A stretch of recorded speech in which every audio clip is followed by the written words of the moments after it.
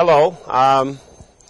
We want to continue our discussion of, progressivism in the 20th century.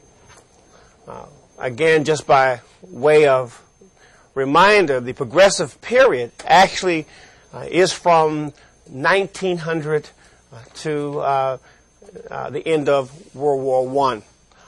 As I indicated, there are some scholars who try to stretch the progressive period a little bit farther than that, but actually I would argue that it basically ends with World War I.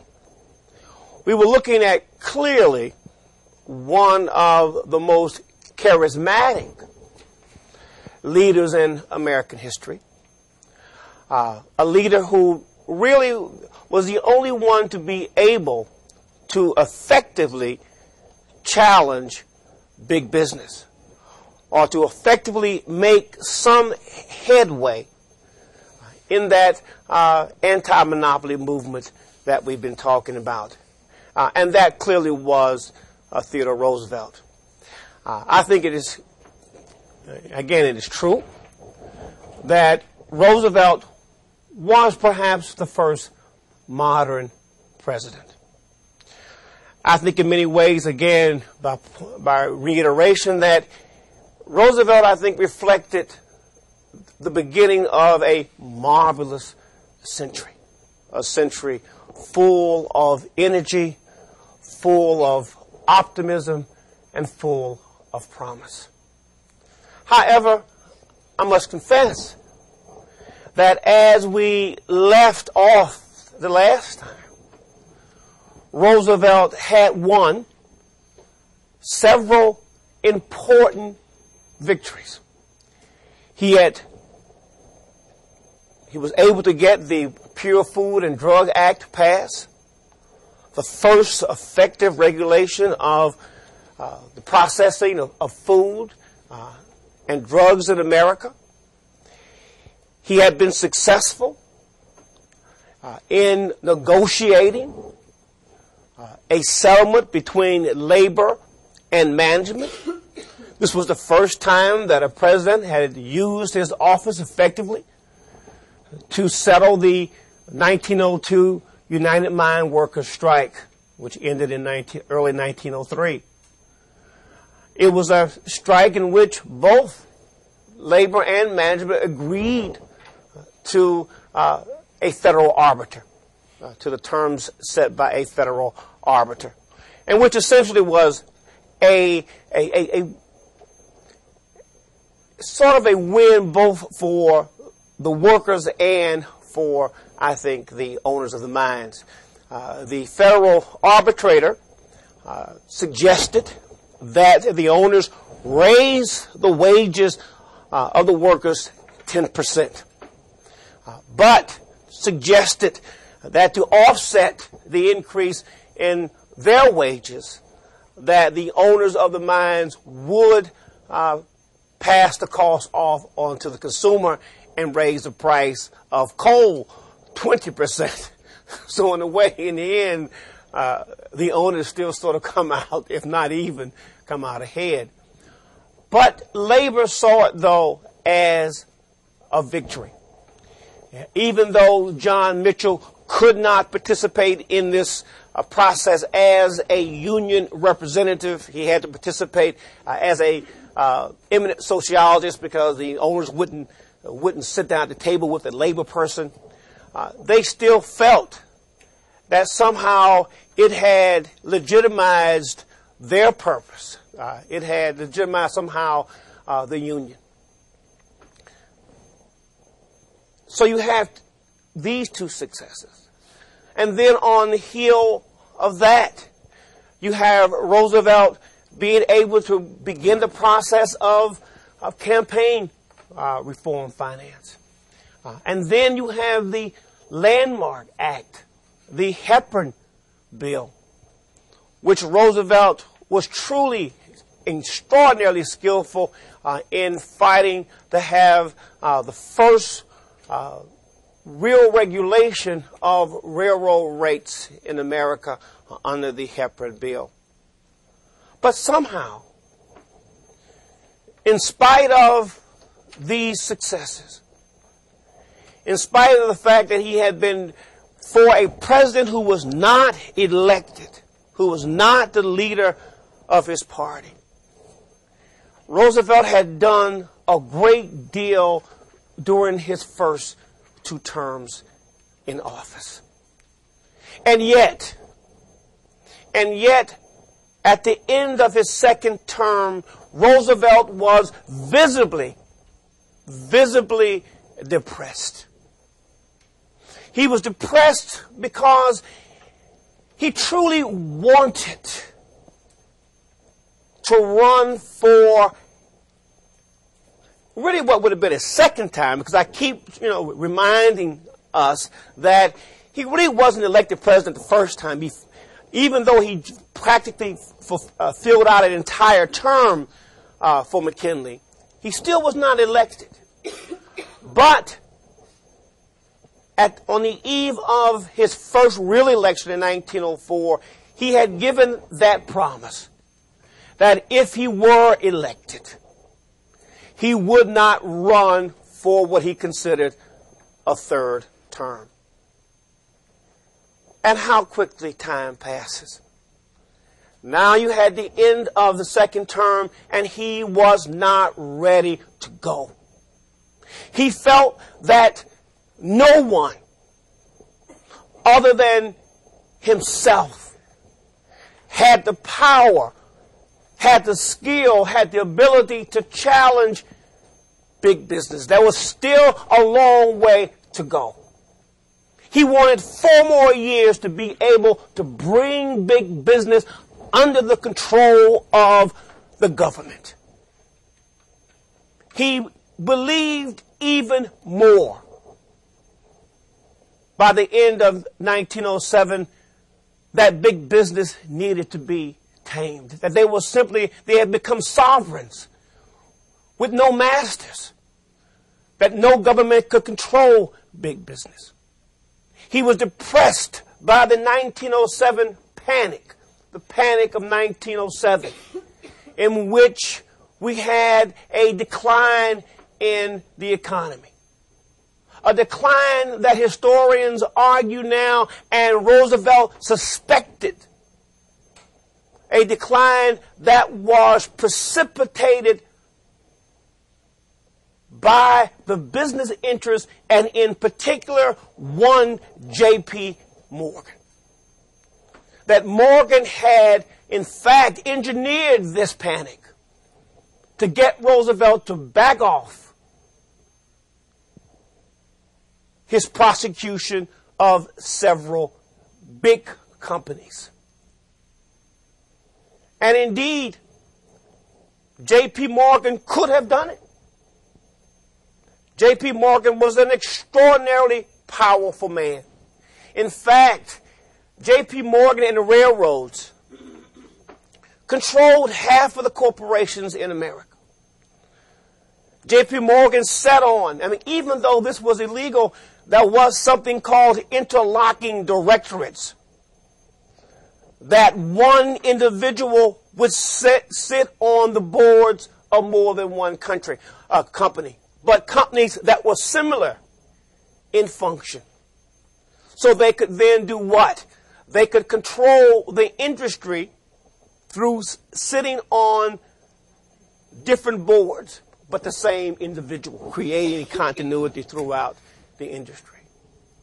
Even though that was not legal, it still continued to happen.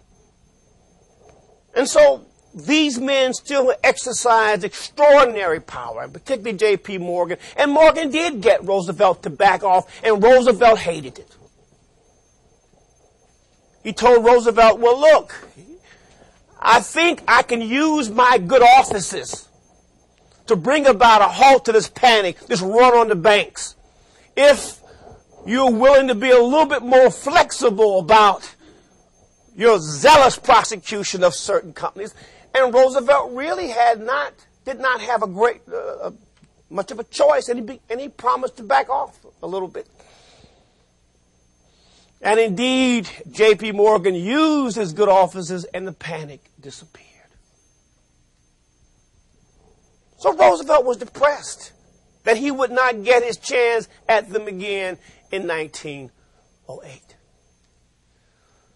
So he decided that he would honor his promise and not run. But just because he would not be president, it did not mean he could not determine the Republican nominee for the presidency for 1908. And there were indeed some progressives whom one would think that Roosevelt would have considered supporting because they were a lot like him. Charles Evans Hughes, the governor of New York.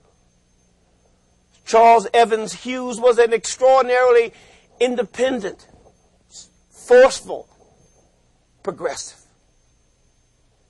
who had been successful in reform governments, shared many of Roosevelt's ideals.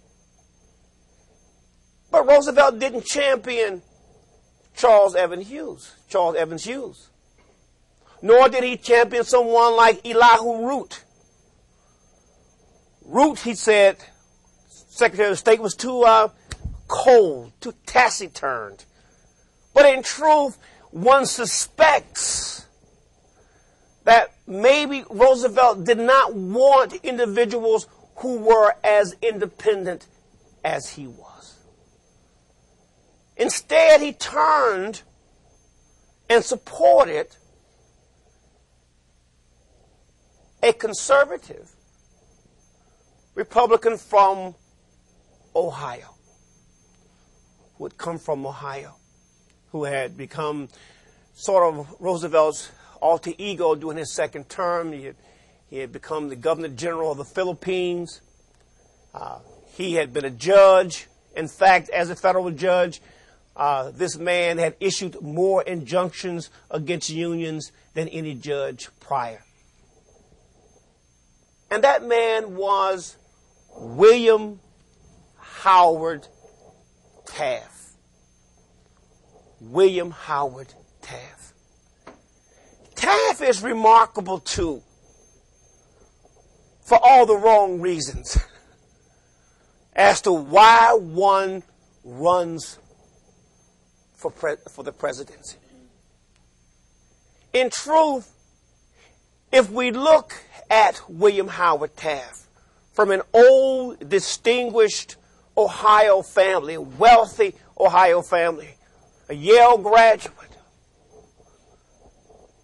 Taft was by temperament, Taft was an administrator. He was not an innovator. He was a conservative. In fact, it was clear that Taft's great ambition in life was not to be the President of the United States. Oh, no. His great ambition was to be a Supreme Court justice, which he will one day. But that's what he wanted to be, not president. Then the question remains, why then? Would he even allow his name to be considered for the Republican nomination? Well, one of Taft's flaws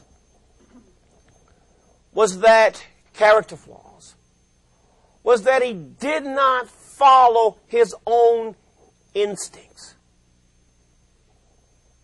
You have to know yourself and live within, or be true to your own character. You should never do anything that goes against one's true character, because at some point, if it is not the right thing, it will come back to do what? It will come back to haunt you. It was Roosevelt that wanted Taft to become president. It was Taft's wife that wanted Taft to become president. And in fact, she would have been a much better president, perhaps, than Taft, because she was apparently a skilled politician.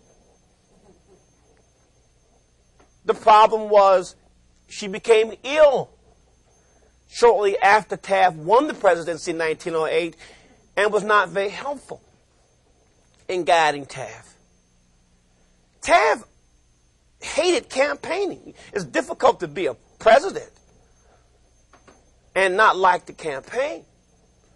I mean, Roosevelt, we talked about how even as vice president, in 1900, he gave 700 speeches, and he was running for vice president. He traveled 21,000 miles. He loved to press, as they call, the flesh. He loved kissing babies. Taft didn't like kissing babies. Taft didn't like crowds. Taft didn't campaign. He accepted the nomination because Roosevelt told him, he said, Bill, you know I can't run again. But we need somebody to carry on the progressive ideals, to be the progressive standard bearer. You're that man, Taft. You're a progressive. Taft said, I am. Oh, well, yeah, of course I am a progressive. I mean, I'm serious. This is sort of the way it took place. If you're saying I'm a progressive, I'm definitely a progressive. We need you, Bill. And Bill accepted the nomination because Roosevelt talked him into it. This also is the sort of flaw of Taft, that often when he got around really strong personalities, he tended to sort of chameleon-like take attributes of that strong personality. You've seen those kind of people. Well, he doesn't campaign. Not really. Roosevelt campaigns, in a sense, for him. And Roosevelt gets him elected. One suspects that he wanted Taft for president because he could control Taft. And he certainly could not have controlled Charles Evan Hughes or Elihu Root or any of the other strong Republican progressives. Maybe in the back of his mind was the belief that even though he could not run in 1908, and Taft was probably good for one term and that's it, maybe he felt that way, that in 1912 it would be easy for him to then come back and honorably run for president again. It's very, very possible. This was his thinking. But at least we know that he thought he could control Taft. So once he has Taft elected, Roosevelt decides he needs a vacation. He wants to get out of Taft's way. So he decides to go to Africa and hunt big game. Spectacle, rifle, hat, boots, and all. And as he leaves to go to the African continent, there are some conservative Republicans who are saying, boy, we hope that while he's hunting big lions, big game, that the game will spot him before he spots them. They were happy to see Roosevelt go. So Taft is now president. And almost immediately, Taft does something that Roosevelt would not have even, he would threaten, but he certainly would not have done it. And that was What were the two commandments we talked about? Thou shalt not mess with the tariff and the monetary system. The progressive wing of the Republican Party approached Taft and asked Taft if he would be supportive of a reduction in the tariff. And Taft says yes. He supports a reduction as a progressive in the tariff. And so you have two versions of the tariff bill that will come out. The House version, which is the Payne version. And in the Senate, you have the Senate version or the Aldrich version, Nelson Aldrich. Well, what happens when you have the House passing a bill and the Senate passing a bill, and yet they are different? There is a compromise committee of both houses in which they work out a compromise so the bill can go into law. Well, one thing is clear. Nelson Aldrich is not going to allow a reduction in the country's tariff. He believes that big business must always have a high protective tariff to protect American business from foreign competition. He is a member of the old guard, as we talked about, certainly. So he is going to lead the Senate compromise delegation, and he has already expressed his feeling that when the tariff leaves here, it will not raise the tariff structure. And in fact, almost before the compromise committee gets started good, Nelson Aldrich introduces 800 amendments to this tariff bill. Obviously, he wanted a stalemate. He wanted to sabotage the tariff. Well, then Taft says that he will enter the process, that he will use the office of the president personally and work with the committee to reconcile these two differences. Well, what happens is that as he works with Aldrich and the others, he is fascinated by Aldrich, by his strength, by his aggressiveness. And pretty soon we have Taft talking like Aldrich. And Taft is supposed to be what? A progressive. In fact, before it was over, Taft is sounding like Nelson Aldrich on the tariff. You do have a tariff bill, the so-called Payne-Aldrich tariff, which comes out of this tainted compromise committee, and actually the tariff bill does nothing. It doesn't raise it. It doesn't lower it.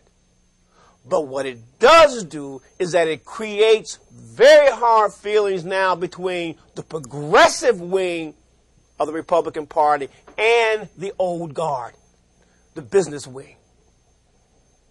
And the progressives are also now kind of scratching their head about Taft. They assume that Taft is what? Is a progressive. That Taft is following Roosevelt's ideals. And yet, during the committee, more and more, he seems to identify with Nelson Aldrich. They begin to have some suspicions of Taft. But a second incident will occur in 1909 that again begins to raise questions about exactly what are Taft's principles. Who does he support? This comes in what became known as Cannonism. Cannonism. It is a term used to describe a movement among progressives to get rid of whom? Uncle Joe Cannon. What is happening here is clearly you're beginning to see now a fight between the progressive wing of the Republican Party and the conservative wing. They don't want Aldrich, and they certainly don't want Cannon as Speaker of the House. So what you can do is that you can have the Speaker of the House removed by a vote of what? No confidence. You get people to vote against him. Well, the progressives approached Taft. Mr. President, being a progressive, are you with us on trying to oust Uncle Joe from his position as Speaker of the House? Taft says, well, of course, I'm a progressive. Well, halfway through this movement to oust Joseph Cannon, Cannon proves too strong for the progressives. It is clear that they are not going to be able to get rid of Cannon as Speaker of the House. Taft recognizes that, and he switches sides. Right in the middle of it, he switches sides and sides with the conservatives. And the progressives start to pull out their hair. What is this? If that's not bad enough, it doesn't happen once, it actually happens twice. They try to remove Cannon twice. On both times, Taft will agree that he is a part of the movement to get rid of to get rid of Uncle Joe Cannon. But as soon as it becomes too difficult, he switches sides again. Well, the final break between Taft and the progressives will come with two events. One will be the 1910 midterm elections. Okay, the 1910 midterm elections.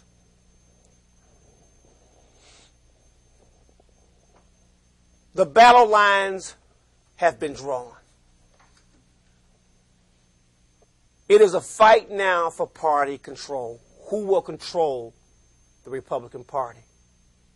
Will it be these insurgents or these progressive Republicans? Or will it be the conservative old guard business wing? This is going to be settled during the 1910 midterm elections. That the old guard is now determined that they are going to purge the party of these insurgent, of these progressive Republicans. They're going to get rid of them finally, once and for all, and put the party right back into the hands of where it belongs, the conservative business supporters.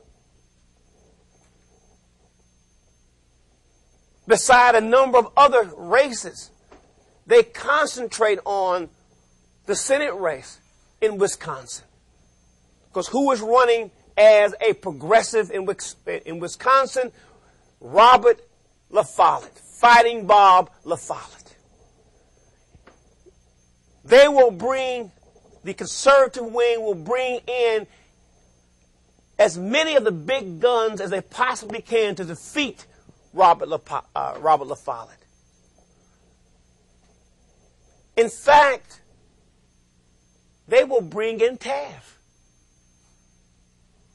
Taft will come into, in fact, Taft will speak out against progressive candidates in the 1910 primary elections. Midterm elections, yes. Who was the conservative that was running for that position? It escapes me. I don't. Actually, he was an unknown. But And there was no chance of defeating Robert LaFollette. I can't remember his name now. But they brought in everybody. And they lost. It was not only did they lose miserably, but in Wisconsin, they lost miserably everywhere.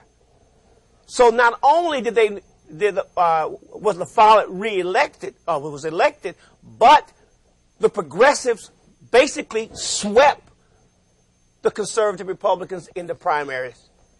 They came out the victors. They lost. And secondly, if that was not enough, Taft has changed. Taft, he doesn't make any pretensions anymore about being, a progressive. He has now sided. You see him all the time talking with Nelson Aldrich. He has become what he was to begin with, and that was what? He was a conservative to begin with. He just simply, again, because Roosevelt asked him to run, he went against his own nature. But then you have the Ballinger-Pinchot controversy. The Ballinger-Pinchot controversy was the last straw between Taft and the progressives, and in fact, it will be the incident that will now bring Roosevelt back into the picture. All this time, Roosevelt is abroad, having a good time. But he is getting letters from progressives telling Roosevelt that Taft has repudiated his progressive program. Nowhere could that be seen better than the so-called Ballinger-Pinchot controversy. What happened is that under Roosevelt, as I indicated, was committed to conservation.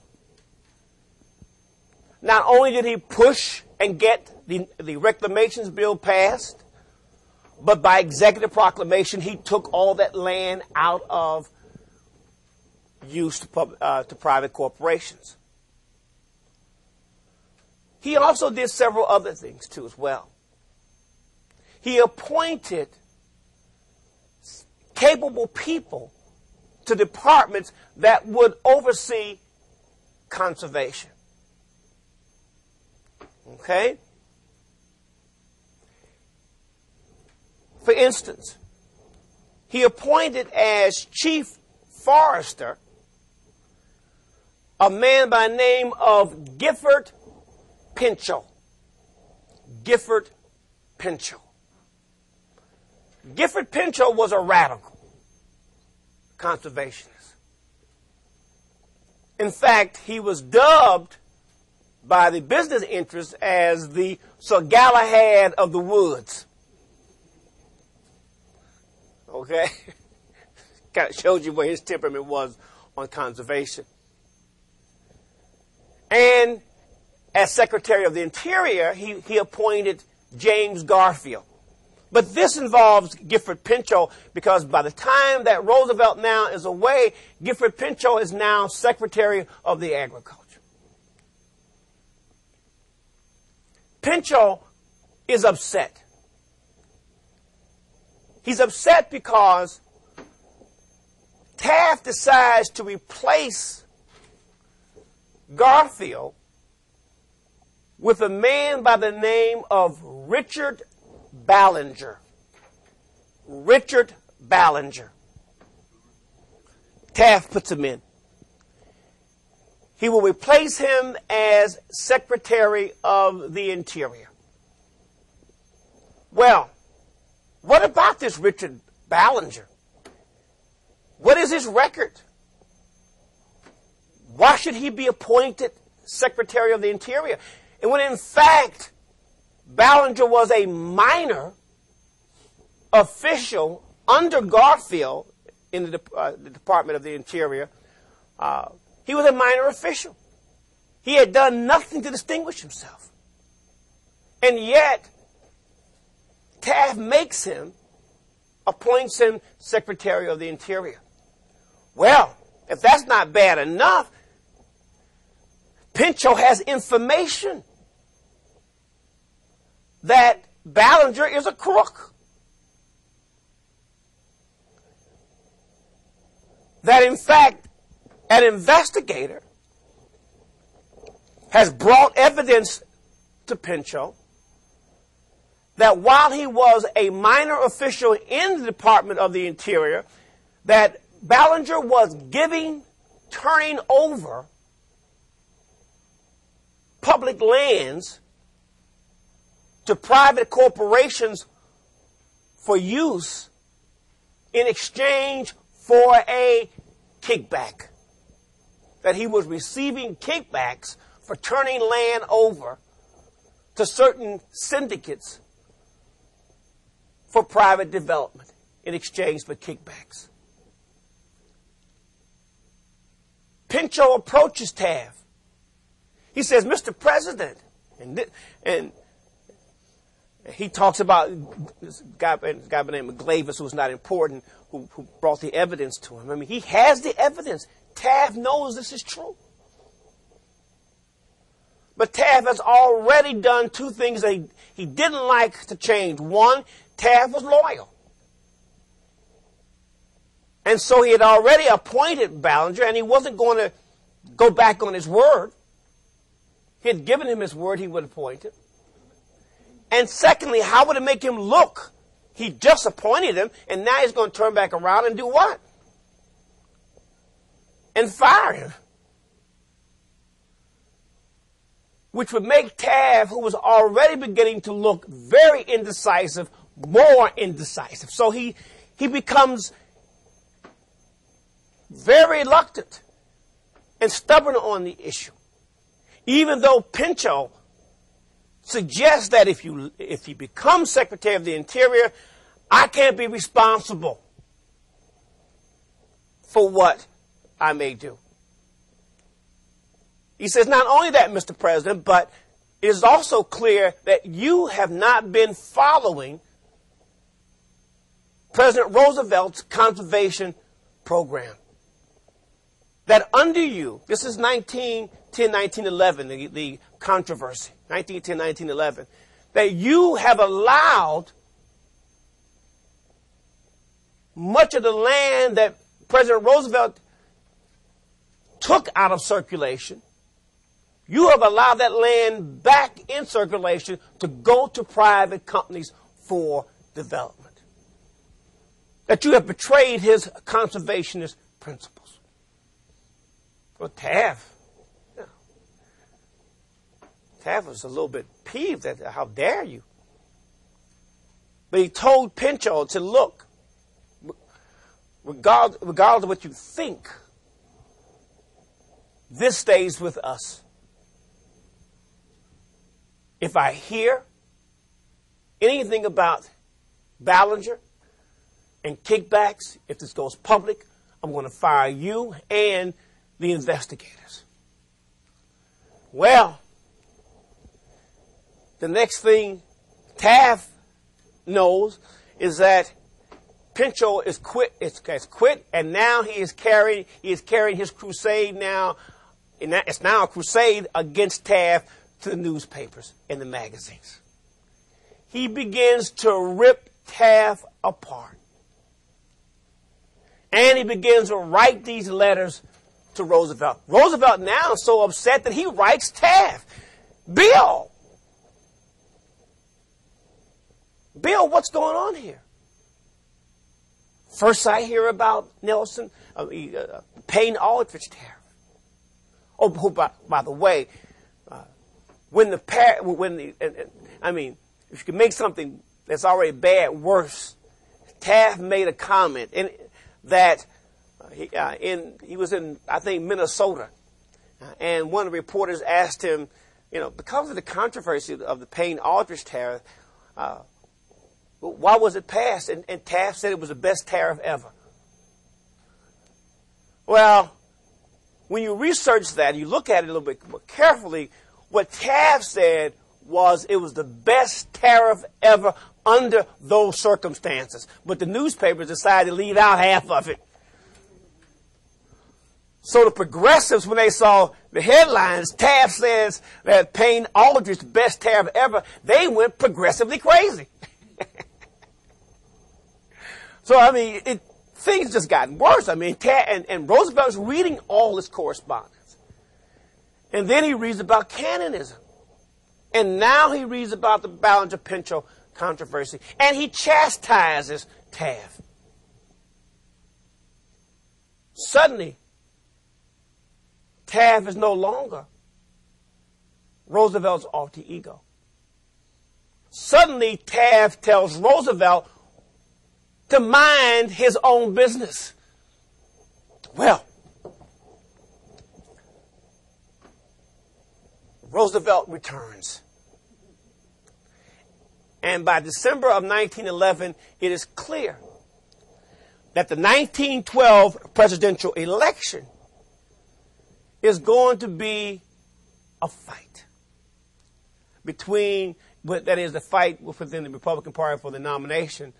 It is going to be an all-out fight between the Republicans, progressives, and the Republican old guard.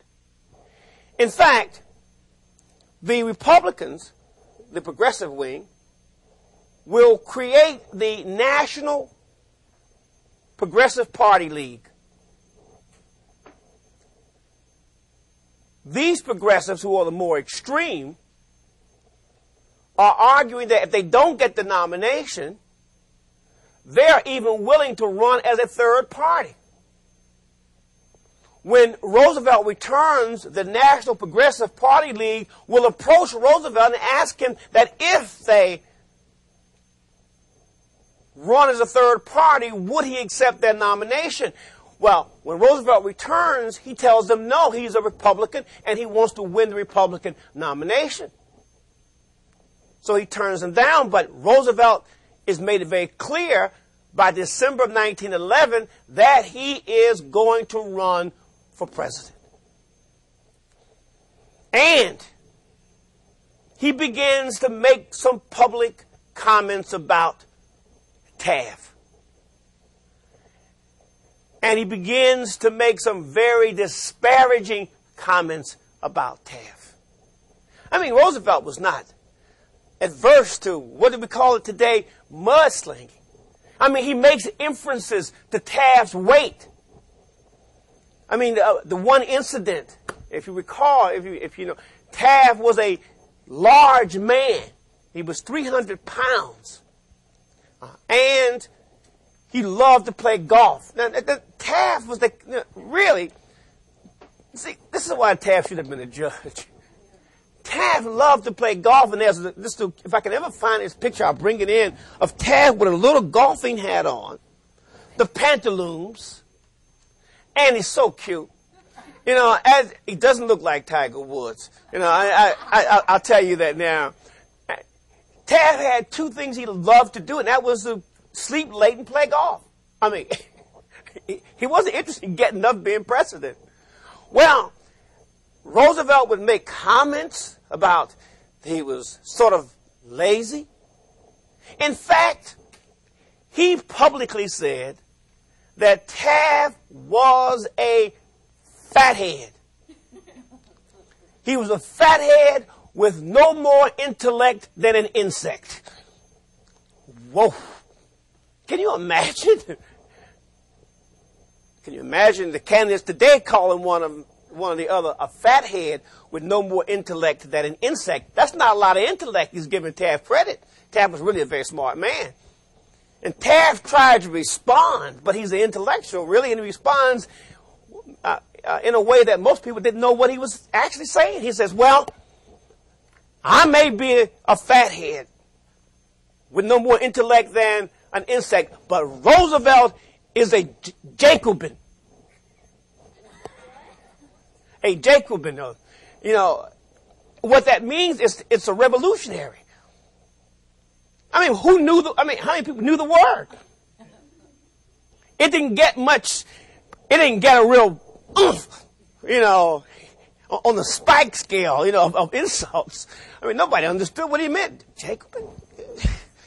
Well, Taft now is in the race. He begins to campaign. He begins to prepare for the 1912 presidential convention. While the Republican Party is now beginning to disintegrate, the schism is clear. You begin to see in the Democratic Party something that had not happened in years. You had a unified, beginnings now of a unified Democratic Party. By 1912, it was clear that the party they wanted to win. They were tired of being defeated by the Republicans. They wanted to win. They were tired of tying the fortunes of the Democratic Party to a perennial loser, and that was William Jennings Bryan, the silver-tongued orator. There were other stars now emerging out of the 1910 Democratic primaries and elections.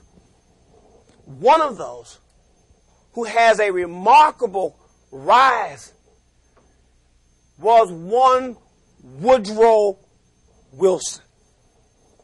Woodrow Wilson. Wilson was we can spend, again, Wilson is one of the most interesting presidents in American history as well. He had charisma, but it was different from Roosevelt's charisma.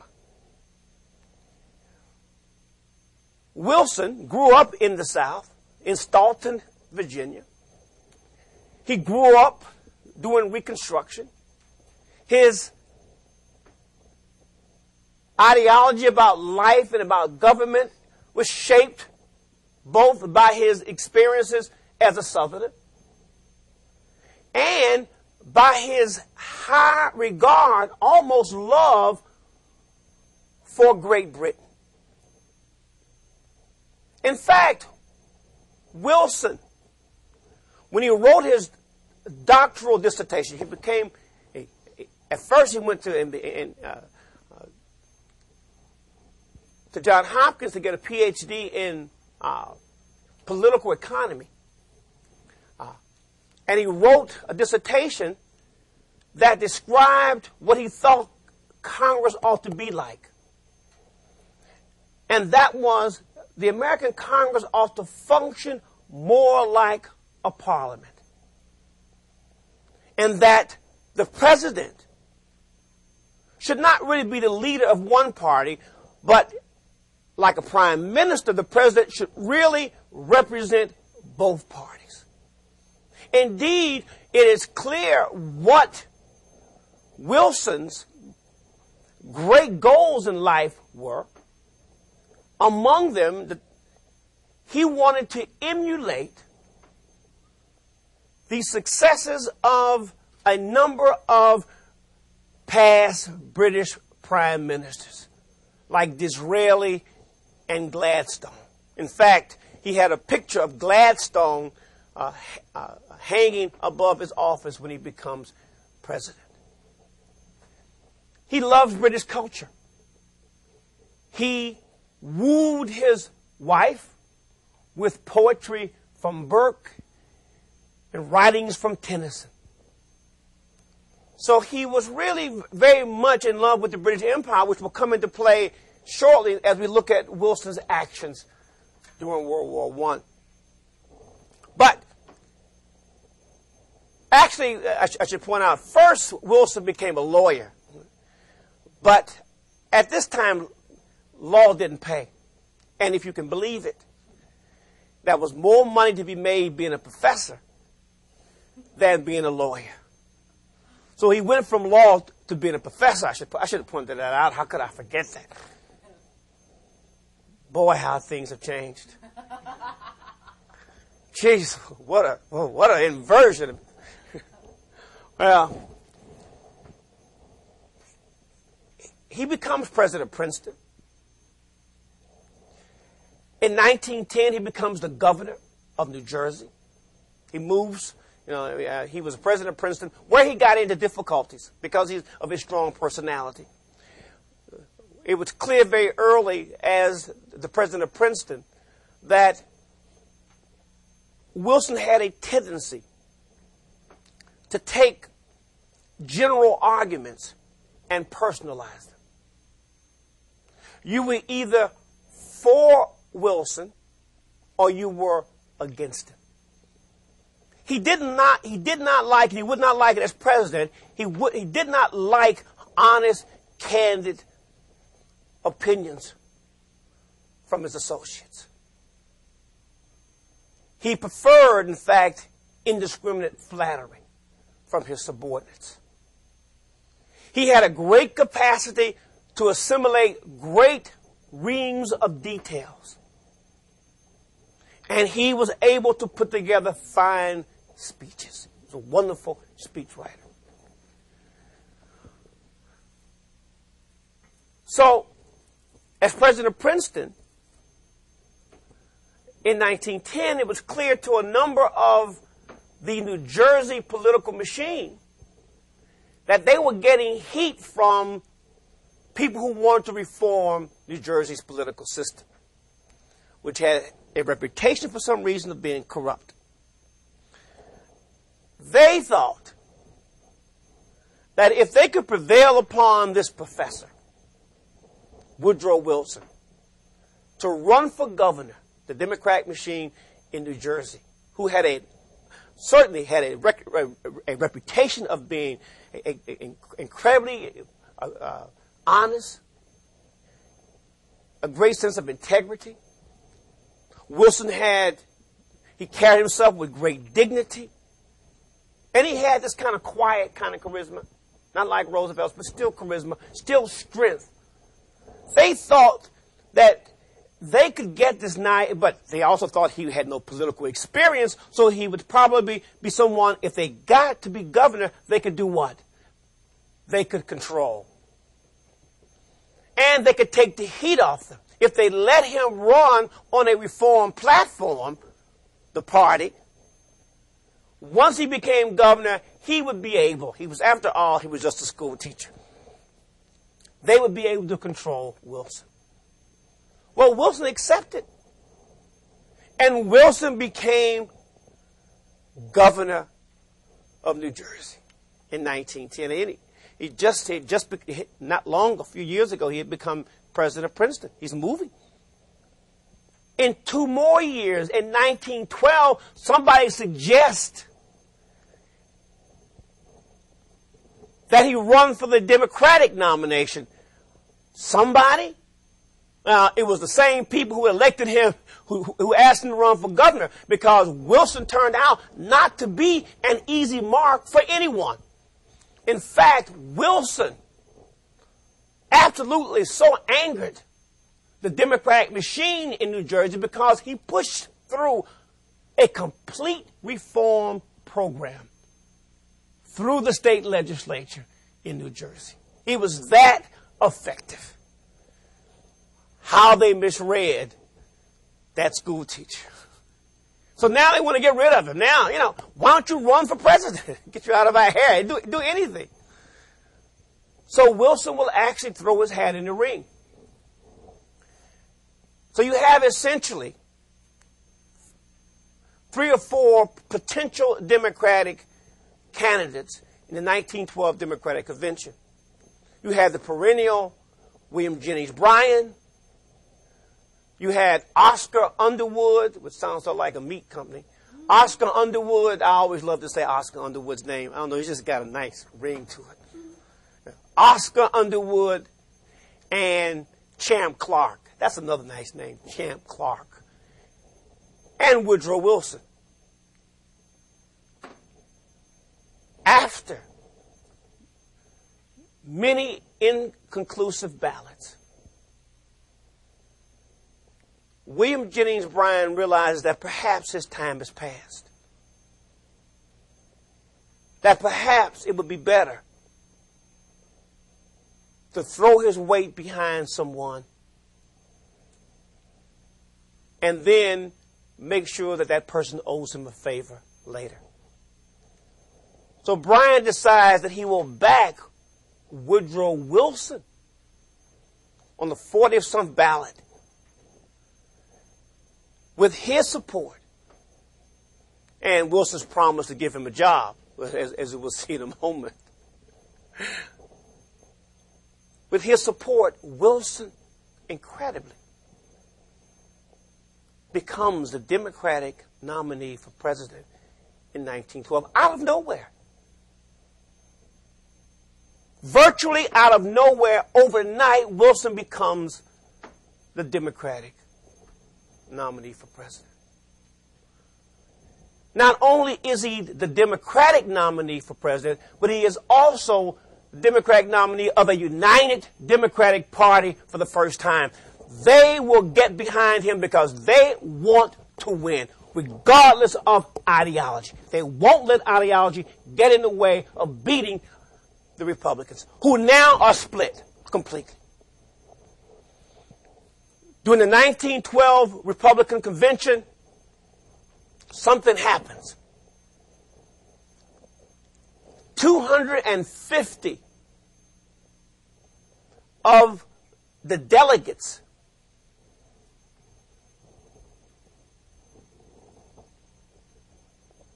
will not be seated immediately because both Roosevelt and Taft will claim that their delegates are the ones who should be able to take their rightful seat in the conventions. You have these delegate fights of who has a right to take the seat, who's actually won that delegate.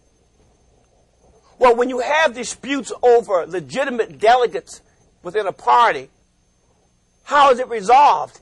It is resolved by the so-called Credentials Committee. But the Credentials Committee is party machinery. And the incumbent controls the party machinery. So who controls the Credentials Committee? Taft. And the Credentials Committee will issue a report giving Taft those 250 disputed delegate seats. Historians looking back at this period argue that Roosevelt should have gotten those seats, those delegates. Had that been the case, had that happened, history may well have been different. Because Roosevelt was, at that time, the most popular president in American history. Well, Roosevelt now is upset. He cries foul. He's been cheated. He's angry. He now decides that perhaps he might just consider something he would not have considered before. He might now consider running on a third-party ticket. And indeed, he does. He runs on the Progressive Party ticket. They have their own convention in Chicago right after the regular convention fails for him. Well, it's less like a convention than it is a religious revival. I mean, it's really a coronation of Roosevelt. Every session begins with Roosevelt coming down the aisle. And the people are singing, "Onward, Christian soldiers." I mean, it's this atmosphere. And Roosevelt is just in his prime. I mean, he's at his best. He gives them what he calls his confessions of faith. He gives this rousing speech, which is called his confessions of faith. Again, sort of it has this kind of religious fervor to it, We'll talk about that in detail because his confessions of faith becomes the basis of his new nationalism that I'll compare and contrast in a moment. His confessions of faith. Roosevelt has such a flair. He tells the convention, the progressive convention, that he is fit, that he is as strong as a bull moose. Thus, you had the nickname of the Progressive Party, the Bull Moose Party. Well, while he was campaigning, let me tell you how Roosevelt did. He had a flair for the dramatic. During, I think, October 1912, as he was campaigning, some disgruntled party member shot him. I mean, it was really just a real minor flesh wound. But when he was shot, everybody rushed to Roosevelt. Mr. President, Mr. President. And he brushed them all away. And he staggered back a couple of steps. And as he staggered back, there was a little blood trickling through his hands. And he told the audience, as they looked in horror, he was fine, that he would make this speech or die. It was one or the other. Well, he made the speech. He made the speech. In 1912, you really have an election which has four candidates. You have Theodore Roosevelt running on the Progressive Party. You have Woodrow Wilson, the Democratic candidate. You have William Howard Taft, the Republican candidate, who does not campaign at all. In fact, Taft did not want to run against Roosevelt. But guess who got Taft to run? Guess who encouraged Taft to run against Roosevelt? You can do it. You can do it, Bill. Nelson Aldrich. Exactly. Nelson Aldrich. He told Taft the same thing that Roosevelt told Taft, that the Conservative Party needed him. Without his leadership, the ideals of the conservative wing of the Republican Party wouldn't go forward. And so Taft accepts. But he doesn't campaign. He stays in the White House almost the entire time. We were talking about Taft's size. At one point during his administration, Taft got stuck in the bathtub. And they had to move in a crane to extricate him from his predicament. Taft had his troubles. Taft kept wondering. I mean, Roosevelt is making speeches and people are clapping, they're cheering.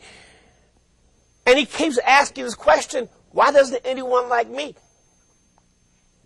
Taft virtually is a recluse and does not campaign in 1912. So really the race really becomes, the campaign becomes one between Roosevelt and Wilson. Although there is one more candidate we should mention that I don't have on the sheet, and that was Eugene Debs, the Socialist Party candidate.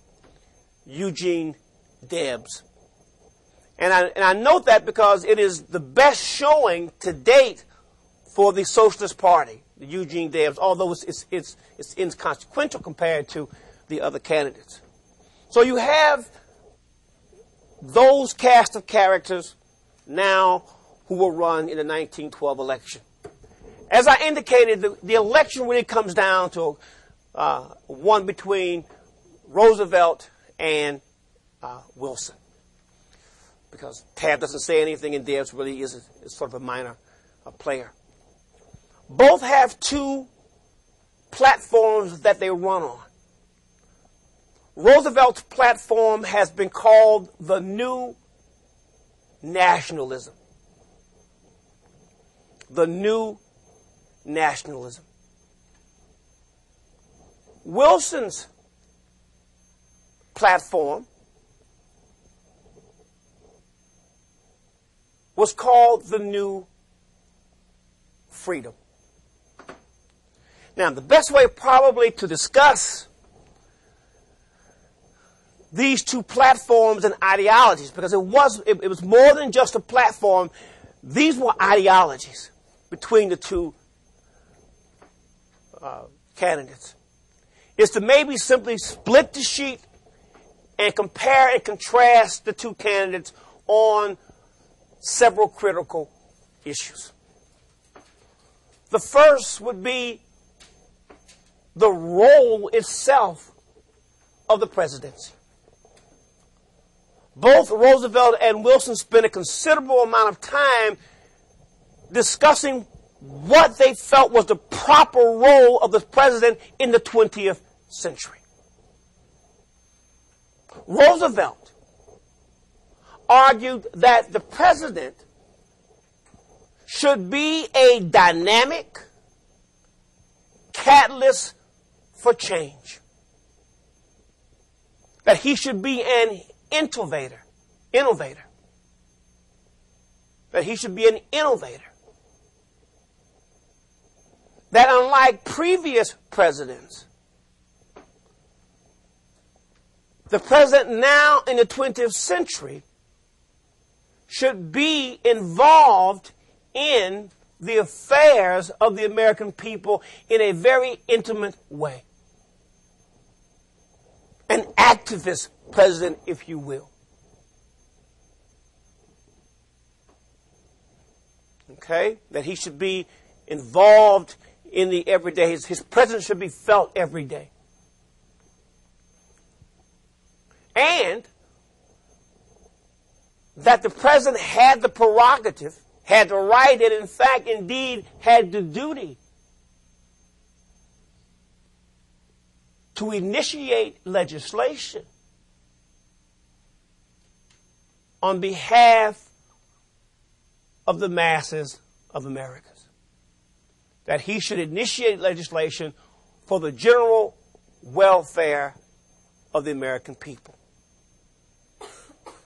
And by initiating legislation, he means obviously through his supporters.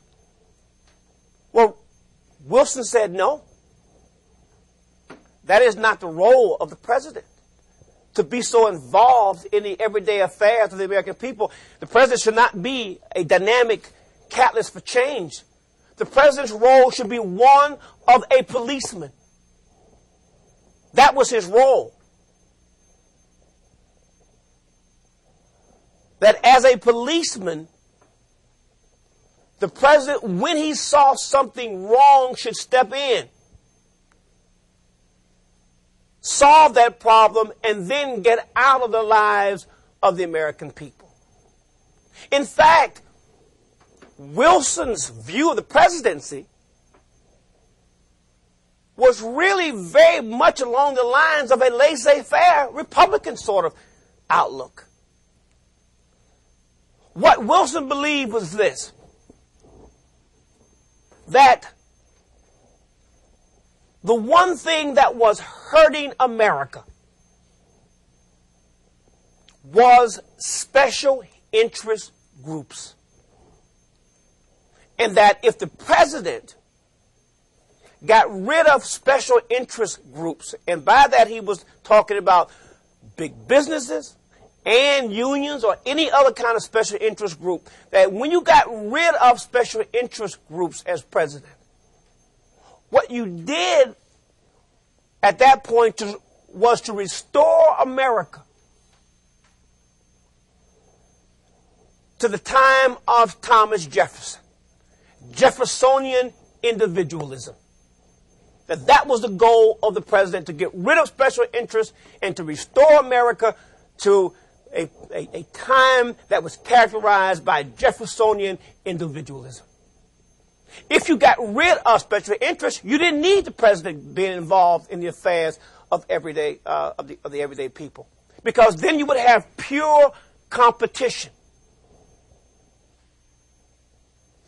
So his role was that of a president. I mean, was that of a policeman. You step in when you see something wrong. You get rid of special interests. You restore pure competition. You restore Jeffersonian individualism, where a person rose or fell according to their own what? Talents and industry. And America would be fine. That was his conception of the presidency. Well, what about the tariff?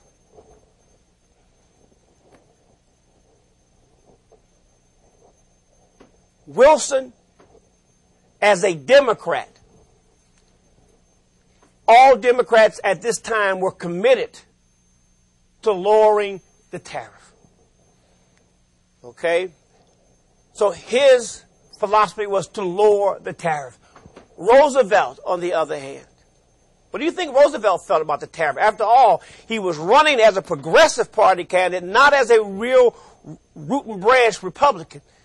Do you think that he wanted to raise the tariff as a typical Republican, keep it high, or maybe tinker with it? Had he really changed that much? You can change party labels, but you really don't change ideology. Roosevelt wanted to maintain a high protective tariff. But I should point out, while he wanted to maintain a high protective tariff, it was not for big business that he wanted to maintain a high protective tariff. He wanted to maintain it to keep the wages of the American worker high. Cheap goods would do what? Depress the American worker's salary. So he wanted to maintain a high protective tariff. What about the monetary system? Roosevelt did not want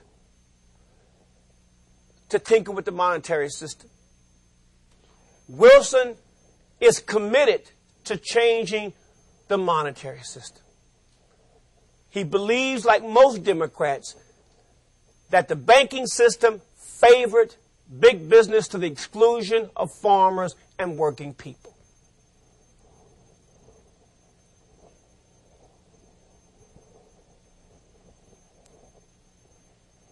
What about social justice legislation?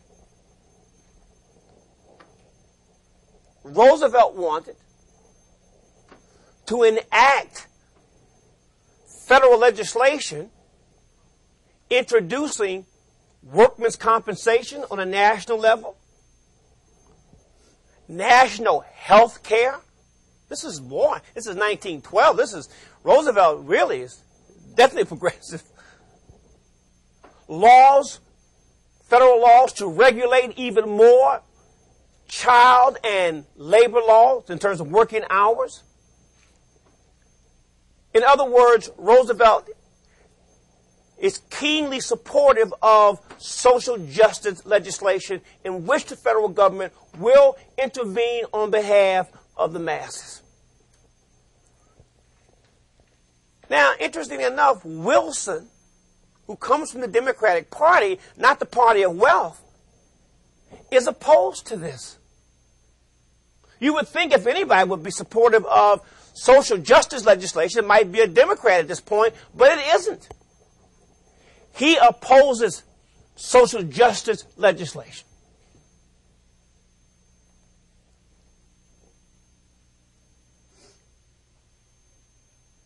He says that such legislation is paternalistic, socialistic. That such legislation would turn America into a welfare state. That you didn't need to do that for the working man. All you needed to do was to provide the person with what he called equality of opportunity. To give the worker an opportunity to make a fair wage.